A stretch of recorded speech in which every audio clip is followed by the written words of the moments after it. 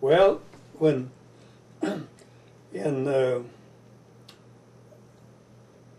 when they started dropping bombs, the first bomb was dropped. It caused terrible destruction. Everybody knew that, and the Japanese knew that. There's only one thing they didn't know. When we dropped the second bomb, it didn't hit the target at all. It just hit way off to the side of the target, but it caused the same kind of destruction. It wasn't a clean hit like the first one, but it just a little over the ridge from where they planned to drop it. But it still caused that destruction. Now the emperor and everybody in Japan seeing that realized what we did. We dropped it on two spots that hadn't been destroyed by the B-29s. And they thought, well, if we've got enough bombs to destroy the rest of our industry, we can't continue this war. So that's why they surrendered. If they'd have known, if their intelligence had been good enough to know that we were hard-pressed to even have 2 more bombs to drop within the next 6 months or so, I don't know the figures on that. But I do know that we didn't have enough bombs to cause them one bit more trouble, as far as they were concerned. So they surrendered.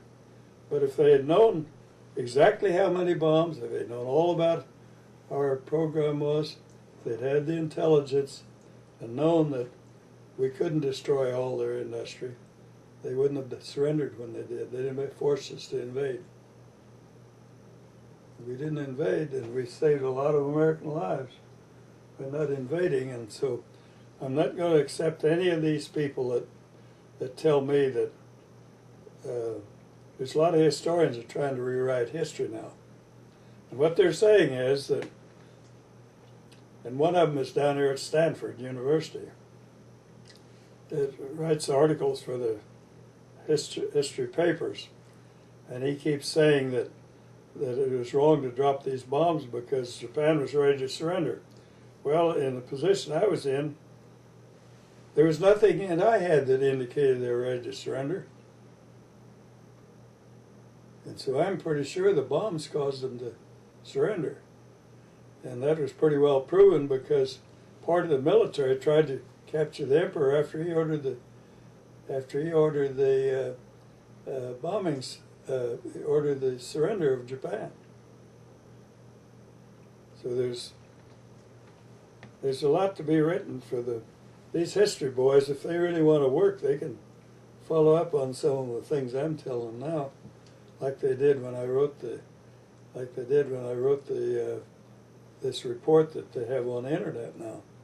I pointed out that Harry Hopkins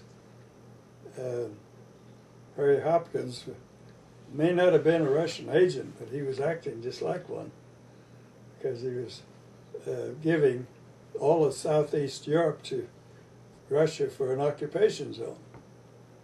And he was the one responsible for Roosevelt doing that. And if he'd been a Russian agent, he couldn't have done any better job than that. And so they found out he was a Russian agent later. And when they did, they quit jumping on me, and then they wouldn't even tell me what they found out. So I don't know the whole story of that. No, I don't expect you to. But I do know that I was glad they dropped the bomb, because I didn't have any intention of waiting ashore with MacArthur if I could help it. And he had me scheduled to go right in with him. And the really reason I went to Pohnpei was the war ended, and Admiral King said I was needed in the Pacific. Otherwise, I didn't get to go to Japan for the occupation.